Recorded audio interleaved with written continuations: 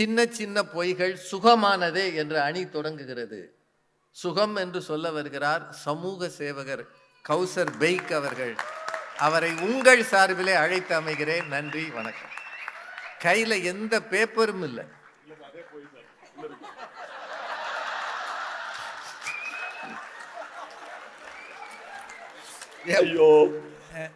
இந்த பேச்சாளர்களும் போன் பார்த்து பேச ஆரம்பிச்சிட்டாங்க. வந்திருக்கிற எல்லாருக்கும் வணக்கம். கேக்குதா? நிறைய கேக்குது. சரி, இன்றைய தலைப்பு பார்த்தீங்கன்னா, வாழ்க்கையில் நம்ம சொல்கிற பொய்கள் சுகமானதா சுமையானதா அப்படிங்கிறது தான். நம்ம யாருமே பொய் சொல்லாமல் இருக்க மாட்டோங்கிறத நம்ம ராஜா சாரே சொல்லியிருந்தாங்க. ஸோ நாங்கள்லாம் பொய் சொல்லுவோம். சில நேரங்களில் பொய் சொல்ல வேண்டி வந்துச்சுன்னா பொய் சொல்லுவோம். சில நேரங்களில் இனிமே பேச இருந்தாலும் பேச வேண்டி இருக்கும். ஸோ அதான் பொய் சொல்கிற அணியாக இருந்தாலும் உண்மையாக அதை ஒத்துக்கக்கூடிய 3 பேர் நாங்கள். சரிங்களா? இந்த பக்கம் உட்காந்துருக்காங்க பாருங்கள், ஹரிச்சந்திரன் வீட்டு பக்கத்து வீட்டுக்காரங்க மாதிரியே பொய்யே பேசாதவங்க பார்த்துக்கோங்க, எதுக்கும் ஒரு வாட்டி. சரிங்களா? நம்ம காலையில் வீட்டிலலாம் பார்த்தீங்கன்னா ஒரு மனைவி ஒரு ட்ரெஸ்ஸு போட்டு வந்திருப்பாங்க. வந்தோடனே என்னங்க இந்த புடவை எப்படி இருக்குது அப்படின்னு கேட்டாங்கன்னா நீங்கள் என்ன சொல்லுவீங்க நடுவர் அவர்களே? பாருங்க, இல்லைம்மா இந்த கலர் உனக்கு செட் ஆகலன்னு சொன்னால் முடிஞ்சு போச்சு. கையில் இருக்க காஃபி மூஞ்சில் இருக்கும். அடுத்தது நாம் என்ன பண்ணணும்? இல்லை, என்கிட்ட கேட்டிங்களா?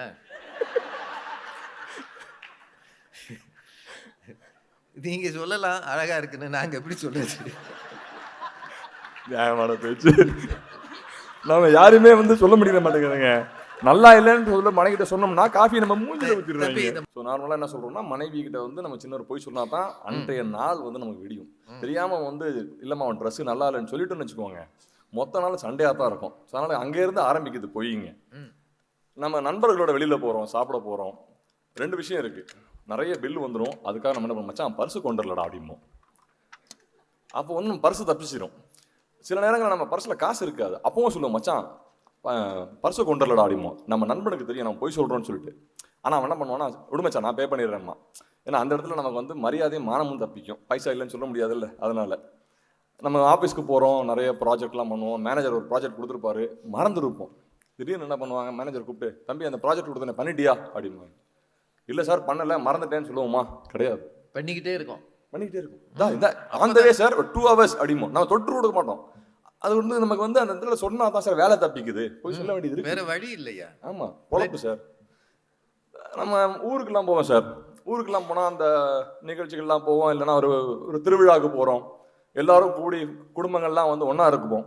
அந்த நேரத்தில் அவனை தாத்தா பாட்டி சொல்லுவாங்க, ஏப்பா தான் வந்தீங்க, ஒரு 2 நாள் எக்ஸ்ட்ரா இருந்துட்டு போங்களேன், பிள்ளைங்களை பார்த்து ரொம்ப நாள் ஆச்சு அப்படின்னாங்கன்னா எல்லாரும் கூடி பேசி என்ன பண்ணுவாங்க, சரிங்க ஒரு 2 நாள் இருந்துட்டு போவோம். அப்போ என்ன சொல்றது, ஸ்கூலில் தாத்தா செத்துட்டாரு. தாத்தா தான் சொன்னார் இருக்க சொல்லி. தாத்தா பாட்டி தான் சொல்லியிருப்பாங்க, பாட்டி செத்துட்டாங்க. எத்தனை பேர் இந்த போய் சொல்லியிருப்போம்? இங்கே இருக்கிறவங்க எத்தனை பேர் ஸ்கூலில் உங்கள் தாத்தா பாட்டி எத்தனை வாட்டி சாவடிச்சிருப்பீங்க? நான் அடிச்சிருக்கேன் சார் நிறைய வாட்டி. நான் தாத்தான்னு கூப்பிட ஆரம்பிச்சதுலேருந்தே அடிச்சிட்டு இருக்கேன். நீங்கள் சமூக சேவை செய்யும் போது எனக்கு தெரியும். இல்ல அந்த பாவத்துக்கு தான் இதெல்லாம் பண்றோமா? அது மாதிரி நான் தாத்தான்னு கூப்பிட ஆரம்பிச்ச காலத்துல இருந்து என் தாத்தா செத்து போயிட்டார். எப்போ பார்த்தாலும் தாத்தா செத்துட்டாரு. ஸ்கூல்ல கேட்க ஆரம்பிச்சிட்டாங்க, ஏன்னா உனக்கு எத்தனை தாத்தா தான்டா இருக்காரு அப்படின்னு சொல்லிட்டு. நம்ம அதை போய் சொன்னாதான் சார் அந்த 2 நாள் இந்த குடும்பத்தோட சந்தோஷமா இருக்கிறதுக்காக நம்ம சில போய் சொல்றோம் பாருங்க. அது சுகம் தானேங்க. ஜாலியா இருக்கிறோம், ஃபேமிலியோட ஜாலியா தானே பேசிட்டு இருக்கோம். அது யாரையும் காயப்படுத்துறதுக்கோ புண்படுத்துறதுக்கோ நம்ம சொல்ற போய் இல்லையே. அது மாதிரி நம்ம குழந்தைங்களா இருக்கும்போது அப்பா அம்மாட்ட போய் கேட்டிருப்போம், ஏங்க அப்பா பீச்சுக்கு போகணும், அம்மா பீச்சுக்கு போகணும். நான் அப்பாட்ட கையில் காசு இருந்திருக்காது. நம்மகிட்ட அவர் சொல்லுவார், பீச் பூட்டி இருக்குடா தம்பி, கேட்டு போட்டிருக்காங்க. எத்தனை பேர் அது கேட்டிருப்பீங்க. இதை நம்பி நானும் வந்தேன். ஒரு காலத்துல போய் தேடி இருக்கேன், எங்க இருக்கும் கேட்டு? இங்க அவ்வளவு பெரிய பூட்டு எங்க இருக்கு? அதான் எவ்வளவு பெரிய பூட்டு, கேட்டே இல்லையே சார். கேட்டு இல்ல, பூட்டும் இல்ல. கேட்டும் இல்ல, பூட்டும் இல்ல. எப்படி நம்மகிட்ட சொன்னாங்க? ஆனா அதையும் நம்பிடுவேன். ஏன்னா அவங்க நம்ம மனசை புண்படுத்தக்கூடாது. சரி, இல்லடா முடியாது, போக முடியாது, காசு இல்லைன்னு சொன்னா நம்ம இருப்போம், அழுது அடம் பிடிச்சி சாப்பிடாம கஷ்டப்பட்டுருப்போம். பூட்டி இருக்குன்னு சொன்னா நம்பிட்டு கொஞ்ச நேரம் சைலண்டா இருந்துருவான், இவன் தப்பிச்சுக்கலாம்னு சொல்லி போய் சொல்லுவாங்க. நம்ம உதாரணத்துக்கு எல்லாருக்குமே சொல்கிறேன், இப்போ நம்ம மனைவின்னு சொன்னால் பிரச்சனை ஆயிடுது சார். அதனால் மனைவியும் மனைவியோட தங்கச்சி இருக்கும்போது யாராவது திடீர்னு கேள்வி கேட்டான்னு வச்சுக்கோங்க, 2 பேரில் யார் அழகு அப்படின்னு சொல்லி. நீங்கள் என்ன அழகை பற்றியே பேசிட்டு இருக்கீங்க சார்? ஒருவேளை அந்த இடத்துல நீங்கள் அம்மா உன்னை விட தங்கச்சி அழகா இருக்காமான்னு சொல்ல முடியுமா? முடியாது, நீ தாண்டி அழகா இருக்க அப்படின்னு சொல்லி நம்ம போய் சொல்ல வேண்டியதா இருக்கு. 2 பேர் இருக்கும்போது அந்த கேள்வி யாரும் கேட்க மாட்டாங்களே. ஒருவேளை கேட்டால் பிரச்சனை சார் அப்படின்னு சொல்கிறோம். கேட்டா இல்லை நம்ம சொல்லி வச்சுக்கலாம். அதே மாதிரி சரி, நம்ம இந்த மாதிரி விஷயங்கள்லாம் பேசுகிறோம், போய் பேச வேண்டியதாக இருக்குது, நல்லதான் சொல்லிட்டு இருக்கோம். அதே மாதிரி சில நல்ல விஷயங்களுக்கு போய் சொல்ல வேண்டியிருக்கு சார். சரி. அதாவது இப்போது என்னுடைய தந்தையார் வந்து கேன்சர் நோயால் பாதிக்கப்பட்டு மருத்துவமனையில் இருக்கும்போது அவருடைய மரணம் உறுதி செய்யப்பட்டதுன்னு சொல்கிறாங்க. எங்கள் அப்பா கிட்ட நான் சொல்லலை, கடைசி வரைக்குமே சொல்லலை. அவரை பொறுத்த வரைக்கும் அவர் கீழே விழுந்ததுனால அடிபட்டுருச்சு, அவ்வளோதான். அவருக்கு தெரியவே தெரியாது. நம்ம சொல்லி ஒருத்தரை வந்து நம்ம ரஜினிகாந்த் சொன்ன மாதிரி வாழ்கிற நாள் தெரிஞ்சு போச்சுன்னா சாகிற நாள் நரகமாயிரும். எதுக்கு நம்ம சொல்லிக்கிட்டு, அப்பா நீங்கள் நல்லா இருவீங்க, அடுத்த வாரம் போகலாம், வீட்டுக்கு போயிடும், அடுத்த வாரம் வீட்டுக்கு போயிடும், இதையே தான் சொல்லிட்டு இருந்தேன்.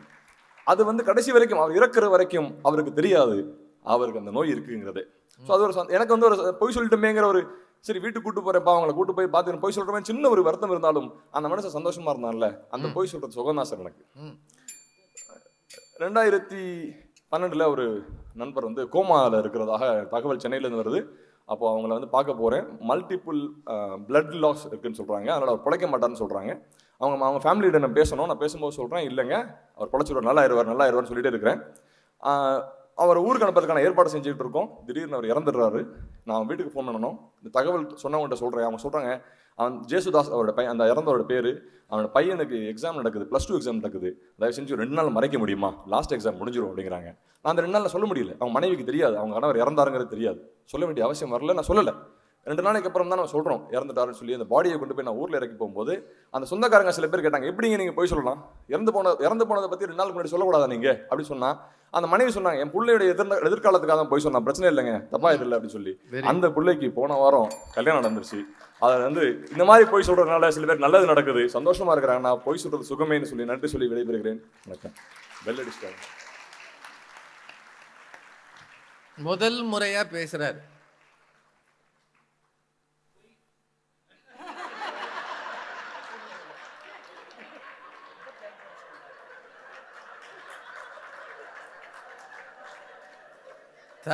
இந்த தலைப்பு வச்சதுனால அவ்வளவு பேரும் போயிடுறீங்க. முதல் முறையாக பேசுவதாக அவர் சொன்னார். கரெக்டா ஐயா? பட்டிமன்றத்தில் முதல் முறையாக பேசுகிறேன் அப்படின்னு சொன்னார். இதுவும் போயினா விட்டுருங்க. ஏன் கூட கூட பேசுறீங்கன்னா நான் என்னையா பண்றது? ஆனா அவர் சில செய்திகளை எடுத்துட்டு வந்து, சில நேரங்களில் பொய் சொல்வது தவறல்ல அப்படின்னு சொல்லியிருக்கிறார். பெரும்பாலும் ஒரு மோசமான ஒரு கட்டத்தில் நம்பிக்கை ஊட்டுவதற்காக பொய் சொல்லலாம், காயப்படுத்தாமல் இருப்பதற்காக பொய் சொல்லலாம், ஒரு குடும்பத்தை காப்பாற்றுகிற ஒரு வேலை இருக்கும்போது, ஒரு கட்டாயம் இருக்கும்போது பொய் சொல்லலாம், தப்பில்லை அப்படின்னு அவர் சொல்லியிருக்கிறார். அப்புறம் மனைவி கிட்ட பொய் சொல்லலாம் அப்படின்னு சொல்லியிருக்கிறாரு. அது அவர் சொல்லி தப்பிக்கிறார், நம்ம என்ன செய்ய முடியும்? ஆனா அழகாக இருக்கிறது, அந்த பொய் வந்து சொல்லாத ஆள் இருக்காது. இருக்காது. அழகாக இருக்கிறது நம்பித்தானே கல்யாணமே பண்ணான். அந்த அம்மாவும் இவரை பத்தி சொல்லும்ல, ஓ சூப்பரா இருக்கீங்க அப்படின்னு சொல்லும்ல. அவன் சூப்பராவா இருக்கான்? அவன் இருக்கிற நிலைமை அவனுக்கு தானே தெரியும். அதனால ஒருவருக்கு ஒருவர் சில உபசரணை வார்த்தைகளை சொல்லுவதில் தவறல்ல.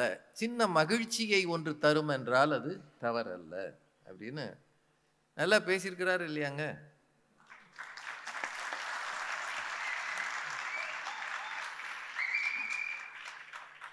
ஏன்னா அவர் பீச்சையே பூட்டி இருக்கிறார், கேட்டு போட்டு பூட்டு போட்டு ரொம்ப நல்லா தொடங்கி இருக்கிறார். முதல் பேச்சாளராக பேசுறது கஷ்டம் பட்டிமன்றத்தில், அவர் நிறைவா செஞ்சிருக்கிறார். இப்போ இது சுமைன்னு சொல்லணும். அது ஒரு இளைஞர் ஆர்ஜே மது. வாங்க ஐயா. எல்லாருக்கும் வணக்கம். ஸோ ஐயா, நம்ம வந்து லைவ் எக்ஸாம்பிள்லேயே ஸ்டார்ட் பண்ணிடலாம் ஐயா. இப்போ கொஞ்ச நேரத்துக்கு முன்னாடி நல்லா பாடிட்டு இருந்தார் கணேசன். அதுக்கப்புறம் அவர் ஃபேமிலி மெம்பரோட இன்ஃப்ளூயன்ஸ் நினைக்கிறேன் போய் பேச ஆரம்பிச்சிட்டாரு. இங்கே கீழே உட்காந்து சொல்லிட்டு இருந்தார், எங்கள் ஆடியன்ஸ் 11 மணி வரைக்கும் இருப்பாங்க. பக்கத்தில் பாட்டி பார்த்துட்டு இருக்கிறாங்க. நான் 11 மணி வரைக்கும் இருப்பேன்னு விட்ட சொன்னேன்னா, பாட்டிலாம் மதியம் வச்ச வெத்த குழம்பு சாப்பிட்டா நைட்டு வந்து அப்படியே கலந்து சாப்பிட்டு 7 மணிக்கு ஒளி கேட்டு டின்னர் சாப்பிட்றவங்க பாட்டி கரெக்டு தானே பாட்டி? உங்களை போட்டு அவ்வளோ டார்ச்சர் பண்ணி பாட்டிக்கும் சேர்த்து போய் சொல்லிட்டு இருக்கிறேன். இங்கே நான் என்ன சொல்ல வரேன்னா, பொய் சொல்றது எல்லாருமே செய்யணும் தான். அவங்க இருக்கணும்ன்றீங்களா போகணும்ன்றீங்களா? அவங்க பாட்டு உட்கார்ந்து இருக்காங்க, அவங்கள விரட்டி விடுங்க. இல்லை சார், பாட்டியை வந்து ரொம்ப ஃபோர்ஸ் பண்ணி நம்ம உட்கார வச்சுட்டு இருக்கோம். எனக்கு பாட்டியோட கஷ்டம் என்னங்கிறது தெரியுது. நான் என்ன சொல்ல வரேன்னா, பொய் எல்லாருமே சொல்லுவாங்க, பொய் சொல்லாமலாம் வாழ முடியாது. ஆனா அந்த பொய்ல ஒரு சுமை இருக்குன்னு தான் சொல்றேன். உதாரணத்துக்கு கேர்ள் ஃப்ரெண்ட் இருக்கக்கூடிய ஆட்கள், மனைவி இருக்கக்கூடிய ஆட்களுக்கு இது நல்லாவே ரெசனேட் ஆகும். ஆண்கள் கரெக்டா புரிஞ்சுக்குவீங்க. மார்ச் 18ஆம் தேதி நீ எதுக்கு அந்த பொய்ய சொன்ன? ஏங்க பெண்களுக்கு ஏங்க அவ்வளோ ஞாபக சக்தி? வாழ்க்கையில எவ்வளவோ விஷயம் இருக்கேங்க. நீங்க அரசியல் படிக்கலாம், புதுசா ஏதாவது கத்துக்கலாம். பெண்கள் பொதுவா சொல்ல, ஆண்கள் கூட சில பேர் இருப்பாங்களா எனக்கு தெரியாது. பட் பொதுவா பெண்கள் இந்த விஷயங்களை செய்வாங்க. நிறைய ஞாபகம் இருக்குன்னு தெரியல. நிறைய பெண்கள்கிட்ட பேசி அனுபவம் இல்லையா? நான் பேசிய சில பெண்கள்கிட்ட பலத்த அனுபவம் எனக்கு. பலத்த அடின்றது இல்லை, பலத்த அடிதான். ஸோ அதை ஞாபகம் வச்சுக்கிட்டு பேசும்போது அது ஒரு பெரிய பிரச்சனையா மாறுது இல்லை? அதுக்கு 18ஆம் தேதி உண்மையை சொல்லிட்டு போயிருந்தா நிம்மதியாக ஒரு வாழ்க்கையை நம்ம வாழ்ந்துட்டு போயிடலாம். அவ்வளோதான், சிம்பிளான கான்செப்ட். இப்போ கௌசரன் சொன்னார், சின்ன வயசுல வந்து நம்ம ஸ்கூல் படிக்கும்போது சில பொய்கள்லாம் சொல்லுவோம் அது இதுன்ட்டு. ஃபார் எக்ஸாம்பிள், ப்ராக்ரஸ் ரிப்போர்ட்டில் ஆரம்பிக்குது நம்ம பொய். ப்ராக்ரஸ் ரிப்போர்ட்டில் அப்பாவோட கையெழுத்தை நம்ம போடுறோமா? நம்ம வந்து அப்பாவோட கையெழுத்தை போடாமல் இருந்தால் மிஞ்சி போனால் அப்பா கிட்ட திட்டு வாங்குவோம். 90s கிட்ஸோட பேரண்ட்ஸ் இருந்தாங்கன்னா டாக்ஸிக்காக பிஹேவ் பண்ணி டான் படத்தில் ஒரு அப்பா மாதிரி பெல்ட்டால் அடிப்பாங்க. அவ்வளோதான், அதோட முடிஞ்சு போயிடும். ஆனால் அந்த குழந்தை அந்த சைனை போட்டுட்டு டீச்சர்கிட்ட மாட்டிப்போமா, அப்பாட்ட மாட்டிப்போமா, வேனில் சந்தோஷமாக போக முடியாது. கூட வந்தவெல்லாம் பேசிகிட்டு இருப்பான், நான் நேற்று படத்துக்கு போனேன் அப்படின்னு இந்த குழந்தை யோசிச்சுக்கிட்டே இருக்கும். இந்த பொய்யை சொல்லிட்டோமே என்ன பண்ண போகிறோம்னு சொல்லிட்டு யோசிச்சுக்கிட்டே இருக்கும். இது வந்து ஒரு ப்ராசஸ், இது ஒரு சைக்கிள். நம்ம பொய் சொல்லுவோம், எல்லாருமே சொல்லுவோம். ஆனால் சொல்லிக்கிட்டே இருந்தோம்னா அது ஒரு பிரச்சனையாக மாறும். கரெக்டு தானே பாட்டி? 1954 தாத்தா என்ன தப்புனாரு தம்பி? சொல்லி நிஜமா சொல்லிருக்கீங்கல்ல, 54 எம்ஜிஆர் இருக்கும்போதே அப்படி சொல்லிருக்கீங்களா இல்லையா? இல்லை, இவ்வளவு பேர் இருக்காங்க, பாட்டிக்கு மட்டுமே சார். பாட்டிக்கு ஃபீலிங்ஸ் புரியும் சார். சரி சரி, அது நீங்க எந்த ரேஞ்சில் இருக்கீங்கன்னு இப்ப புரியுது. இல்லை, பரவாயில்ல பரவாயில்ல, இருக்கட்டும். இல்ல டக்குன்னு பாட்டி பார்த்தோம் ஞாபகம் வந்துருச்சு சார். வந்துரும் பாட்டி உண்மையை சொல்லுங்க, தாத்தாவை டார்ச்சர் பண்ணது இல்ல? 1947 நீ எதுக்கு அவனை பிடிக்கும்னு சொன்ன அப்படின்னு கேட்டது இல்ல பாட்டி? கண்டிப்பா கேட்டிருப்பீங்க பாட்டி. அதனாலதான் சொல்றாரு. இது பட்டி மன்றமா பாட்டி மன்றமா?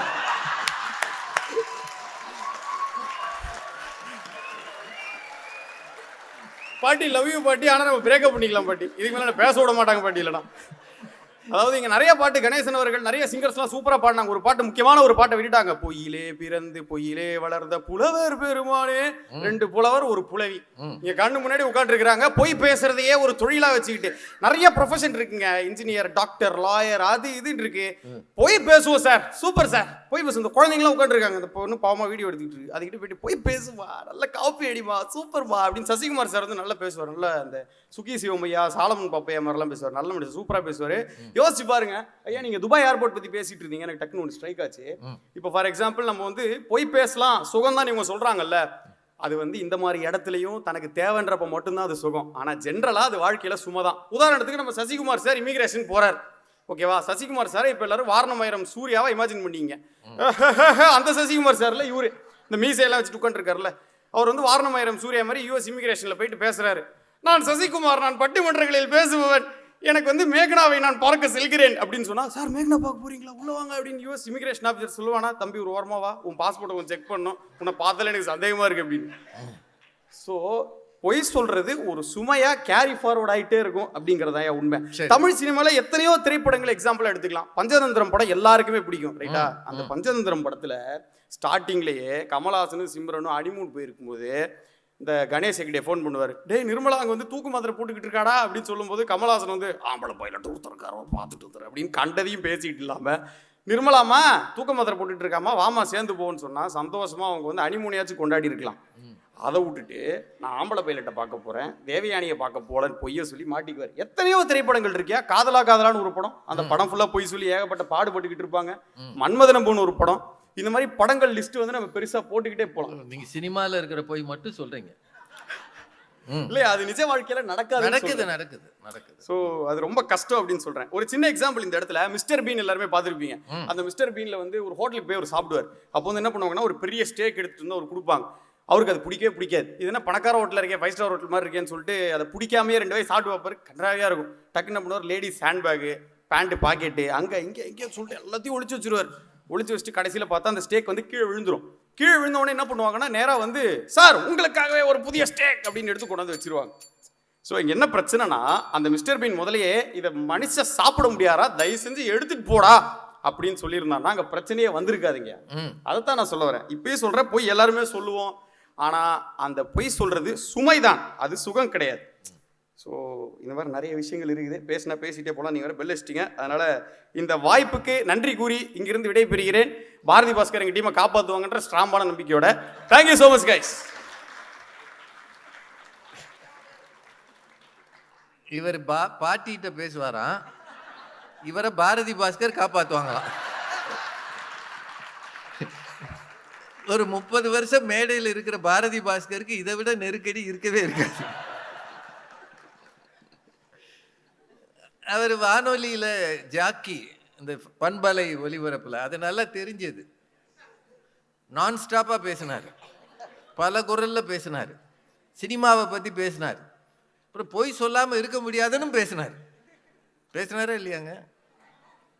ஆனாலும் ஒரு பட்டிமன்றம்ன்றது ஒரு வேறு அமைப்பு. வானொலியில் பேசும்போது எதிர்த்து பேச ஆள் இருக்காது. இவங்க என்ன பேசுகிறாங்களோ அதுதான் உண்மை. இவங்க பேசுகிறத அவன் கேட்டு தான் ஆகணும். இங்கே அப்படி கிடையாது. எதிர்த்து சொல்ல ஆள் இருக்கு, நேர கேட்கறதுக்கு நீங்கள் இருக்கீங்க. ஆனாலும் தைரியமாக பேசிய ஆர்ஜே மது அவர்களுக்கு வாழ்த்துகள். அவருக்கு என்ன கவலைனா, பெண்களுக்கு ஞாபக சக்தி அதிகமாக இருக்கு. அது ஏன் இருக்கு? இருக்கக்கூடாதுன்றார். அது எங்கே என்ன பிரச்சனைன்னு எனக்கு தெரியல. ஏதோ ஒரு வகையில் பாதிக்கப்பட்டிருக்காரு. ஏன்னா இளைஞர்கள் இந்த மாதிரி அமைப்புகளில் வந்து மேடையில் நிற்கிறது ஒரு புது அம்சம் தான். இந்த இளைஞருக்கு ஒரு வாழ்த்து சொல்லலாம். பெல் அடிச்சோடனே முடிச்சிட்டார், நீட்டி முடக்காம போதும்னு வந்து உட்காந்துட்டார். இப்போ பிரச்சனை சுகமானது அணிக்கு தான். சிந்தூரி அம்மா வாங்க, சிந்தூரி சோலையப்பன். சுகமானதே. அனைவருக்கும் என் இனிய மாலை வணக்கம். வாழ்வில் சின்ன சின்ன பொய்கள் சுகமானதே. சுகமானதுதாங்க, இதில் என்ன டவுட்டு? நம்ம ஆர்ஜே மது பேசல செவனேன்னு உட்காந்துருந்த பாட்டியை போட்டு வம்பிழுத்து அவங்களே செவனேன்னு இருக்காங்க. என்ன பாட்டி அப்படின்னு. ஏங்க இப்போ பாட்டியெல்லாம் பியூட்டிங்க, அவங்க இருப்பாங்க 12 மணி வரைக்கும். நீங்க சென்சின்னு சொல்ற, நீங்க தான் போய் தூங்கணும். அப்புறம் பாத்தீங்கன்னா இந்த பஞ்சதந்திரம் படத்தை எடுத்துட்டு வந்தாரு. இவருக்கு பிரச்சனை, பஞ்சதந்திரத்துல கமலஹாசன் பொய் சொன்னதில்லை, கமலஹாசனும் சிம்ரனும் அங்கே ஹனிமூன் போனதான் அவருக்கு பிரச்சனை. அதுதான் இந்த ஜென்சி கிட்ஸோட ப்ராப்ளமே. அப்படியே கமலஹாசன் அந்த படத்துல பொய் சொன்னா யாருக்காக சொன்னாரு? நண்பனுக்காக சொன்னாருங்க. நண்பனுக்காக பொய் தான் சொல்லுவோமே. நண்பனுக்காக செத்தே போறதுக்கு ரெடியா இருக்கையில பொய் சொல்றது ஒன்றும் தப்பே இல்லையே. வாழ்க்கையை ரசிச்சு வாழணுங்க. இப்ப அந்த படத்தை ஏன் இவர் இவ்வளோ ஞாபகம் வச்சிருக்காருன்னா, அந்த பொய்னாலதான் அந்த படமே. இவர் சொன்ன படம் எல்லாமே பாக்ஸ் ஆஃபீஸ் ஹிட். நடுவர்களே, பாக்ஸ் ஆஃபீஸ் ஹிட். இவர் மட்டும் பாக்ஸ் ஆஃபீஸ் ஹிட் இல்லாத ஒரு படத்தை ஞாபகம் வச்சு சொல்லிருங்க பாப்போம். அவருக்கு அவ்வளவு ஞாபகம் இருக்காமா? பெண்களுக்கு தான் ஞாபகம் இருக்கும். நியாயப்படி அந்த பக்கம் இருக்க எங்க 3 பேரையும் நீங்க ஒரு தியாகின்னு ஒரு பட்டம் கொடுக்கணும், போற்றி புகழணும். கட் அவுட் வைப்போம், வச்சாலும் தப்பு இல்லை. ஏன்னா நாங்க வந்து திருவள்ளுவர் சொன்ன திருக்குறளுக்கு ஏற்ப வாழ்க்கையை நடத்திக்கிட்டு இருக்கோம். எப்படி? திருவள்ளுவர் ஒரு குறளே எழுதியிருக்காங்க, பொய்மை வாய்மை எடுத்த புரை தீர்த்த நன்மை பயக்குமே. பொய்மையும் வாய்மை எடுத்த. நமக்கு ஏத்த மாதிரி அப்பப்ப மாத்திக்கலாம்னு நினைச்சேன். திருக்குறள்லாம் மாத்தப்படாதுமா, எதை வேணாலும் மாத்துறதா. அதாவது மற்றவங்களுக்கு நன்மை விளைவிக்கும் அப்படின்னா நம்ம சொல்ற சின்ன சின்ன பொய்கள் தப்பே இல்லைன்னு திருக்குறளே சொல்லிருக்கீங்க. இதுல என்னங்க இருக்கு? சொல்லித்தான் செய்வோமே. இன்னைக்கு கூட இந்த பொன்மாலை பொழுதுக்கு வர்றது கொஞ்சம் லேட் ஆயிடுச்சு. அதுக்குள்ள எங்க அண்ணன் சசி என்னை கால் பண்ணிட்டாங்க, அம்மா எங்கம்மா இருக்கீங்க அப்படின்னு. நான் அப்பதான் சார்ஜால செகண்ட் கோட்டிங் போட்டுக்கிட்டு இருக்கேன். அண்ணே நான் சார்ஜால செகண்ட் கோட்டிங் போட்டுக்கிட்டு இருக்கேன்னு சொல்ல முடியுமா? அண்ணன் இதோ வந்துட்டேனே, ஒரே டிராபிக்னே. இந்த செகண்ட் கோட்டிங்னா என்னம்மா? அதுவே ஒரு பொய் தான். ஃபர்ஸ்ட் கோட்டிங்கே பெரிய பொய். அதனால டக்கு நீங்க நடுவரை பாருங்களேன், சுல்லான் தனுஷ் மாதிரி இருக்காருல்ல. ஏமா என்ன சுல்லான் தனுஷ் மாதிரி இருக்கீங்க. அது சுல்லான்னு வேணா சொல்லுங்க, இல்ல தனுஷ்னு சொல்லுங்க, ரெண்டையும் சேர்த்து சொல்லாதீங்க. இல்ல என்ன அழகா இருக்காரு பாருங்க, ஸ்மார்ட்டா இருக்காருங்க. இதை விட பொய் உலகத்துல எதுவும் கிடையாது. ஏமா நானும் கண்ணாடி பாக்குறேன்லம்மா. இல்ல ரசிக்கிற மாதிரி இருக்குல்ல நடுவர் அவர்களே? இருக்குமா, வெளிச்சம் ஜாஸ்தியா இருக்கு. அதனால பொய் தான் சொல்லுவோமே. என்னதான் பிரச்சனை? சின்ன சின்ன பொய்கள் சில சமயங்கள்ல நமக்கு வாழ்க்கையில கண்டிப்பா தேவை. அதுவும் குடும்பங்கள்ல ரொம்ப ரொம்ப தேவை. அதாவது கல்யாணம் ஆகி பார்த்தீங்கன்னா நமக்கு குழந்தையெல்லாம் பெற்றதுக்கு அப்புறமேட்டு ஒரு ஏரியா பெரிமீட்டர் டயமீட்டர்லாம் வந்து நம்ம கொஞ்சம் சைஸ்லாம் மாறி இருப்போம். அப்போ போய் நம்மகிட்ட யாராவது வந்து அடடே என்னங்க போன தடவை பார்த்தாக்கு இந்த தடவை ஒரு சுற்றி இழைச்ச மாதிரி இருக்கீங்க அப்படின்னு சொல்லட்டுமே, அடடடடா நம்ம முகத்தில் இருக்க 1000 வாட்ஸ் பல்பு அப்படி பலான்னு எரியும். அதுக்கப்புறம் நம்ம பண்ணுற டயட்டை இதனால நம்ம வந்து உண்மையாகவே மெலிஞ்சிட்டோம் போலன்னு சொல்லி நம்ம பண்ணிக்கிட்டே இருப்போம் அந்த டயட்டை. ஸோ சில சமயங்களில் சில போய் எவ்வளோ பெரிய ஒரு நம்பிக்கை சக்தியாக இருக்கு இல்லையா, சொல்லித்தான் போவோமே. அவங்க சந்தோஷமா இருக்காங்கன்னா அதில் என்ன தப்பு இருக்கு? அதாவது வாழ்க்கையை ரசித்து வாழணுங்க, இதை போட்டு ஆராயக்கூடாது. அதாவது அவங்க போய் சொல்லிட்டாங்க, இப்போ என்ன 4 போய் சொன்னா 4 பேர் சந்தோஷமா இருக்காங்கன்னா இருந்துட்டு தான் போட்டுமே, என்னதான் பிரச்சனை? சொல்லுங்கம்மா, நீங்க உங்க நோக்கத்துக்கு சொல்லுங்க. இப்படிதான் நடுவர்களே, எனக்கு கல்யாணமான புதுசுல எனக்கு வந்து சமைக்கவே தெரியாது.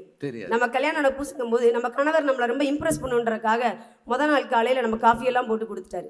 இப்போ அடுத்த நாள் நம்ம டர்ன், நம்ம இம்ப்ரெஸ் பண்ணோம். நமக்கு தான் சமைக்கவே தெரியாது, அப்புறம் எப்படி காஃபி போடுறது பார்த்துக்கிட்டே இருந்தேன்.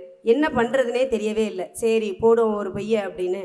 அத்தான் நீங்கள் காஃபி போட்டு கொடுத்தாதான் அத்தான் அந்த டேயே ப்ளசண்ட்டாக இருக்குது, இல்லாட்டி அந்த டேயே எனக்கு நல்ல டேயா இல்லை தான் அப்படின்னு சொன்னேன். கல்யாணம் ஆகி ஒரு நாள் தான் ஆயிருக்கு. ஒரே நாள் தான் நடுவர்களே. அந்த ஒரு நாளில் சொன்ன அந்த ஒரு பொய் இன்னைக்கு வருஷம் 12 ஆச்சு. மனுஷன் எதுக்கு வந்தோம்னே தெரியாம தலையில தலைப்பாய கட்டிட்டு மாதம்பட்டி ரங்கராஜாவே மாறி காலையில காப்பி என்ன காலை பலகாரம், மத்தியானம் லஞ்சு, சாயங்காலத்தில் எடப்பலகாரம் வேற கொடுத்து என்னை அசத்திக்கிட்டு இருக்காரு. ஒரே ஒரு சின்ன பொய், வாழ்க்கை எவ்வளவு சுகமா எனக்கு போய்கிட்டு இருக்கு. ஆனா அவர் அவ்வளவு அப்பாவியா இருக்காருன்னு நினைச்சா பாவம் மிஸ்டர் சோலையப்பர். உலகத்திலே மிக சிறந்த பொய் இன்னொன்று என்ன தெரியுமா? மாமியார் வந்து அம்மா நீங்கள் எனக்கு மாமியார் வந்து நீங்கள் எனக்கு இன்னொரு அம்மா மாதிரி அப்படின்றது. அம்மா வையம்மா போம்மா உனக்கு புரியவே இல்லை அறிவே இல்லை அப்படின்னு சொல்லலாம், மாமியாரை சொல்ல முடியுமா? ஆனால் நாங்கள் சொல்லி தான் வைக்கிறோம், வைப்போமே. கொஞ்ச நாளைக்கு அப்புறம் அவங்களே அதை உண்மைன்னு நம்பிட்டு அடடே எனக்கு இன்னொரு மகளே வந்துட்டான்றாங்க. இப்போல்லாம் எந்த வீட்லையுமே கேஸ் ஸ்டவ் வந்து வெடிக்கிறதே இல்லை, ஒரு பொய் சொல்லி தான் வைப்போமே. சின்ன சின்ன பொய்கள் ஒரு குடும்பத்துக்கு ரொம்பவே முக்கியமானது. 1000 பொய்ய சொல்லி ஒரு கல்யாணம் பண்ணுன்னு சொல்லியிருக்காங்க. இல்ல நான் பொய்யே சொல்லாம உண்மையை தான் சொல்லி கல்யாணம் பண்ணுவே நின்றுட்டு இருந்தா இங்க இருக்கிற பல பேருக்கு ஸ்ட்ரைட்டா அறுதான் கல்யாணம் தான். ஆர்ஜே மதுக்கு எப்படின்னு எனக்கு தெரியல. பொய் இல்லாத ஒரு வாழ்க்கை உண்டா? அவரை பாட்டி காப்பாத்திரும். பொய் இல்லாத ஒரு வாழ்க்கை உண்டா? பொய் இல்லாத வந்து ஒரு காதல் உண்டா? ஒரு கவிஞன் சொல்றாரு, அன்பே சுகமா, அழகே சுகமா, உன் கோபங்கள் சுகமா, உன் தாபங்கள் சுகமா, உன் வீடு வாசல் சுகமா, உன் வீட்டு தோட்டம் சுகமா, உன் பூக்கள் எல்லாம் சுகமான்னு கேட்டுட்டு உன் பொய்கள் எல்லாம் சுகமான்னு அவர் கேட்க தானே செய்யறாரு. காதல் இல்லாத ஒரு பொய் உண்டா? பொய் இல்லாட்டினா தான் அது காதலே இல்லையே. சரி, நிறைவாக அதாவது இங்கே நிறைய லேபர்ஸ் வந்து வேலை பார்த்துட்டு இருக்காங்க நம்ம கியூஏயில். அவங்களாம் வந்து குடும்பத்தை வந்து ஊரில் விட்டுட்டு இங்கே வந்து அவங்க தனியாக வேலை பார்த்துட்டு இருக்காங்க. அவங்களாம் அவங்க குடும்பத்துக்கு என்ன சொல்கிறாங்கன்னா, நான் இங்கே ரொம்ப நல்லா இருக்கேன், ரொம்ப சந்தோஷமாக இருக்கேன், உங்களுக்கு என்ன வேணும், உங்களுக்கு எதுவும் பணம் வேணுமான்னு மட்டும்தான் அவங்க கேட்குறாங்க. அவங்க இல்லை நான் 100 மாடி கட்டிடத்தில் தொங்கிக்கிட்டு நான் வந்து பெயிண்ட் அடிச்சுட்டு இருக்கேன், நான் கம்பி கட்டிட்டு இருக்கேன்னு சொன்னால் அவங்க குடும்பம் நிம்மதியாக இருக்க முடியுமா? முடியவே முடியாது. அதுக்காக ஒரு சின்ன பொய் அவங்க குடும்பம் சந்தோஷமா இருக்கணுன்றதுக்காக அவங்க சொல்ற சின்ன பொய் அவங்களோட குடும்பத்தை மென்மேலும் உயர்த்துது. அதனால ஒரு பொய் சொல்லித்தான் செய்வோமே. இப்போ என்ன அதில் ஒன்றும் தப்பே இல்லையே. கலியுக வாழ்க்கையில ஹரிச்சந்திர வாழ்க்கை நிறைய பேருக்கு சாத்தியமில்லை. ஆகவே வாழ்வில் சின்ன சின்ன பொய்கள் என்றைக்குமே சுகமானதுன்னு சொல்லி வாய்ப்பளித்த அனைவருக்கும் நன்றி கூறி விடைபெறுகிறேன். நன்றி, வணக்கம். ஆரம்பத்தில் கலகலப்பாவும் கேலியாவும் கிண்டலாவும் பேசிட்டு நிறைவாக ஒரு அருமையான இடத்தை தொட்டாங்க. உண்மையிலேயே அது பேச வேண்டிய செய்தி. என்னைய பார்த்து தனுஷ் சுல்லான்னாங்க. சின்ன பையன்னு அவங்க சொல்லாம சொல்றாங்க. அது ஒரு சர்க்காஸ்டிக்கான ஒரு கமெண்ட். அவங்க சொன்னதுல அந்த கடைசி பகுதியை ரொம்ப பாராட்டணும். இங்க இந்த வெயில்ல 55 டிகிரி 60 டிகிரி 55 டிகிரின்னா உச்சியில் உட்காந்து அவன் பெயிண்ட் அடிச்சுக்கிட்டு இருக்கவன் என்ன நம்பிக்கையில் உயிர் வாழ்கிறான், என்ன அவனுக்கு பிடிமானம்? ஒரு 2 மாடி ஏறி நின்று கீழே பார்த்தா தலை கிறுகிறுன்னு சுத்துது. அவன் 55 மாடி உயரத்தில் ஒரு கைத்தை கட்டிக்கிட்டு நம்ம உயிரை பணையம் வச்சு வாழ்கிறான்ல. அவனுக்கு ஒரு குடும்பம் இருக்கு, ஒரு மனைவி இருக்கு. அவன் மனைவியும் சொல்லியிருக்கும்ல, அத்தான் நீங்க காஃபி போட்டா தான் அந்த டேயே நல்லா இருக்கும்னு. அதை விட்டுட்டு தானே இங்கே வந்திருக்கான். வந்து நிற்கிற அவன் தனக்கு கிடைக்கிற கொஞ்ச நேரத்தில் பிள்ளைகளோட மனைவியோட பேசும்போது, நாங்கள் தொங்கி தொங்கி தொங்கி வேர்த்து வேர்த்து கஷ்டப்படுறேம்மா அப்படின்னு சொல்லுவானா? சொன்னா அந்த குடும்பம் என்ன ஆகும்? இங்க இருக்கிற புழுக்கம் அங்க போயிடும்ல. இவன் இங்க வெயில்ல புழுங்குறான், அவ வேதனையில புழுங்குவா. அந்த புழுக்கம் அங்க போகக்கூடாதுன்றதுக்காக, நான் நல்லா இருக்கேன்ப்பா, நல்லா இருக்கேன், நல்லா சாப்பிட்டேன், அனுப்புற காசை பத்திரமா வச்சுக்கோங்க, பிள்ளைய பார்த்துக்கோ, நல்லா பார்த்துக்கோ அப்படின்னு தானே சொல்லுவான். அது பொய் தானே ஐயா அது. ஆனா அந்த பொய் ஒரு குடும்பத்தை வாழ்விக்கிறது என்றால் சொல்லலாமே.